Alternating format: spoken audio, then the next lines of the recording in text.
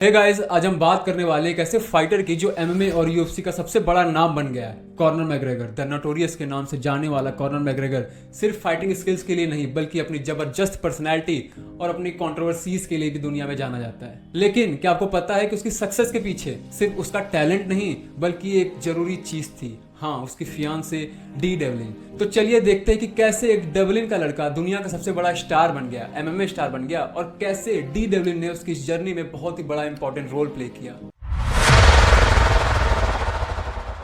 Corner McGregor का जन्म हुआ था 14 जुलाई 1988 को डबलिन आयरलैंड में।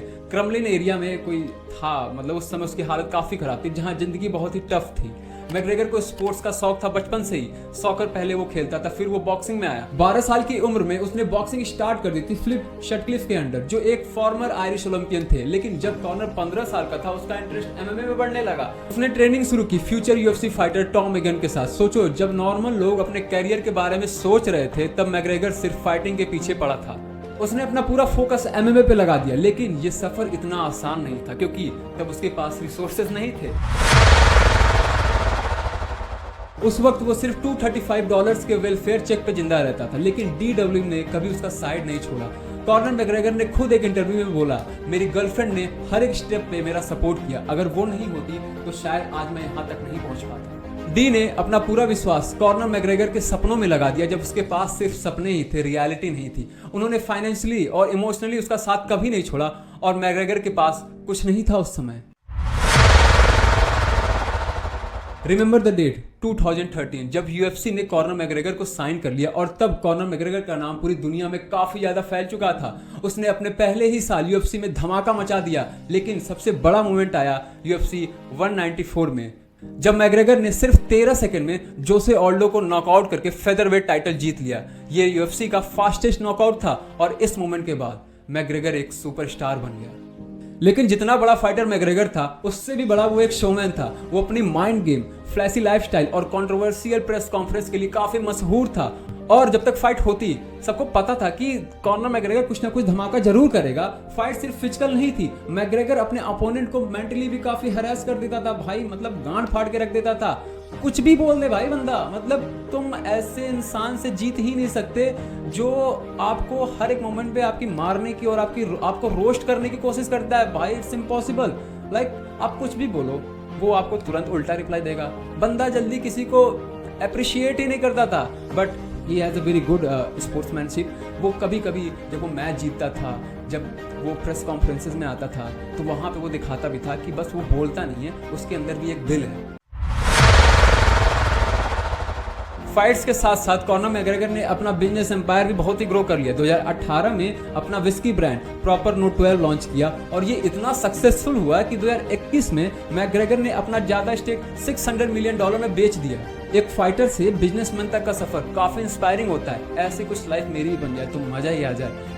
सपनों में जीना बंद कर दे तो भाई ज्यादा सही रहेगा हमारे जैसे।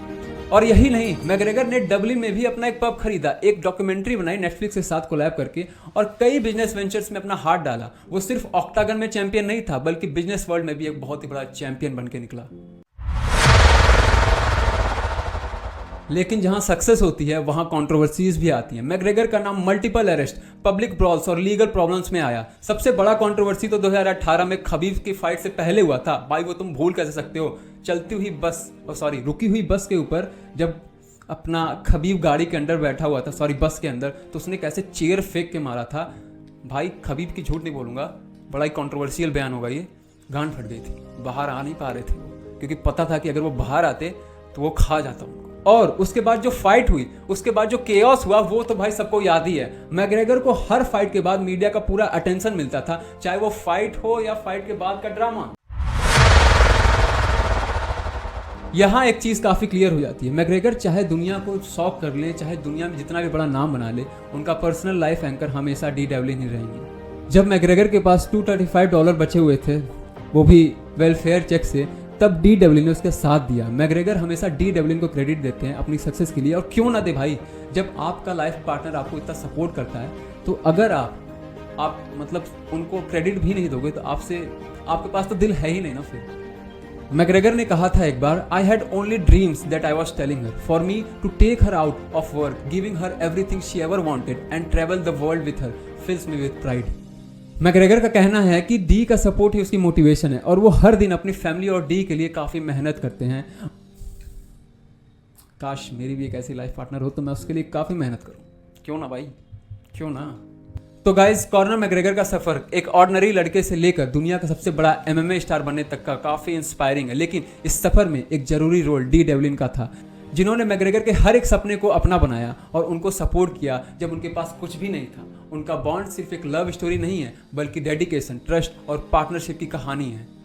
आपको क्या लगता है, क्या कॉर्नर मैग्रेगर अपने दम पे यहाँ तक पहुँच पाते अगर डी डेवलिन का सपोर्ट उनके पास ना होता? कमेंट में जरूर बताइएगा। अगर आपको ये वीडियो पसंद आया हो तो लाइक, शेयर और चैनल को सब्सक्राइब करना मत भूलिएगा। मोर MMA की स्टोरीज के लिए, अपडेट्स के लिए और इंस्पायरिंग जर्नी के लिए मिलते हैं अगले वीडियो में।